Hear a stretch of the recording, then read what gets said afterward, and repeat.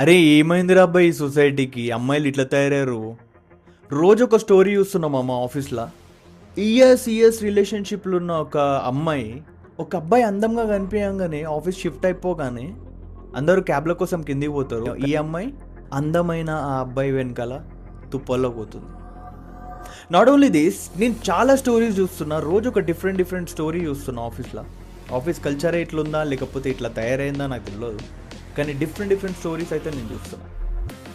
అప్పుడు దాకా కాల్లో ఉంటుంది వాడితో, కన్నా బుజ్జి బంగారం అని చెప్పేసి అంటుంది. ఎప్పుడైతే కాల్ డిస్కనెక్ట్ అవుతుందో గతం వేరేవాడు వచ్చి చేయబట్టుకుంటాడు, ఎక్కడెక్కడో టచ్ చేస్తుంటాడు.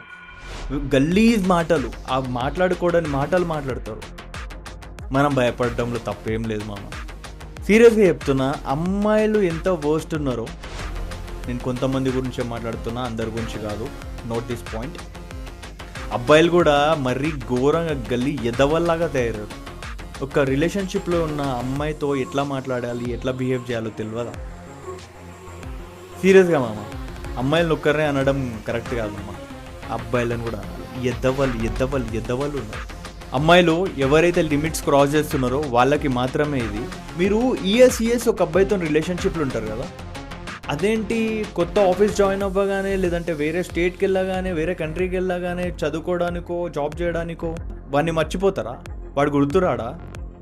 ఇంకా నీ కళ్ళ ముందు ఎవడుంటే వాడేనా? వాడితో ఏమైనా చేసేస్తావా? What is this bro? అరే ఒకప్పుడు దూరం ఉంటే ప్రేమలు పెరుగుతుండే, ఆ బాండింగ్ ఇంకా స్ట్రాంగ్ అవుతుండే. చాలా మిస్ అవ్వడము, ఏడవడము, ఇట్లా చాలా ఫైట్ చేస్తుండే.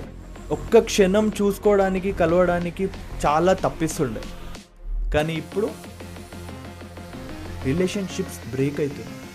కొంచెం దూరం పెరిగితే రిలేషన్షిప్స్ బ్రేక్ అవుతుంది.